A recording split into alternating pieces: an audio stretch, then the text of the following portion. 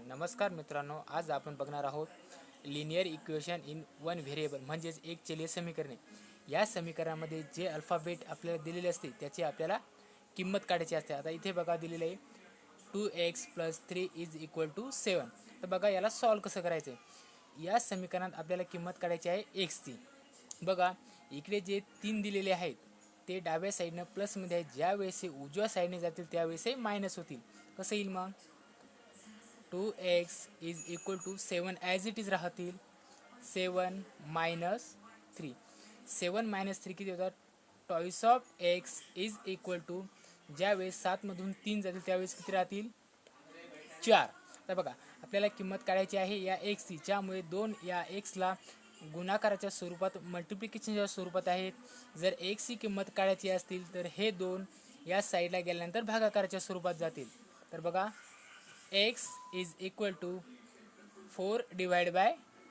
2 2 1 जा 2 आणि 2 2 जा 4 म्हणजेच x ची किंमत आली 2।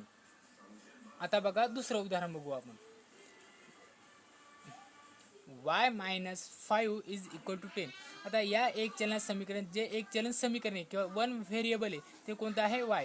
म्हणजे या समीकरणात आपल्याला किंमत काढायची आहे y ची। ती आपण कशी करणार, जे 5 दिलेले आहेत ते डाव्या साईडने मायनसच्या स्वरूपात आहेत, ते उजव्या साईडने गेल्यानंतर होतील प्लसच्या स्वरूपात। तर बघा y = 10 + 5 सो y = 15। तर बघा अशा स्वरूपात आपण तिसरं उदाहरण बघूया। हे बघा तिसरे उदाहरण।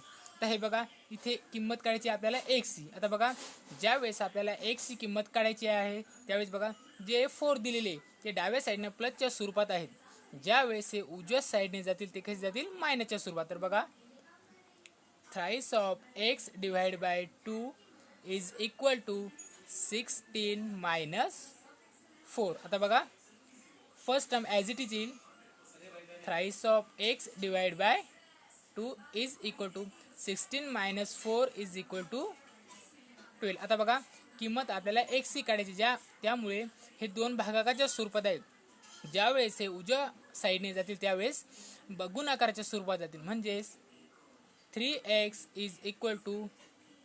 12 × 2। आता बघा 3x = 24। तर बघा किंमत आपल्याला x ची काढायची आहे, त्यामुळे 3 हे इकडे गुणाकाराच्या स्वरूपात आहेत, ज्यावेळेस हे उजव्या साईडने जातील त्यावेळेस हे भागाकाराच्या स्वरूपात जातील। म्हणजे x = 24 / 3 म्हणजेच x = 8।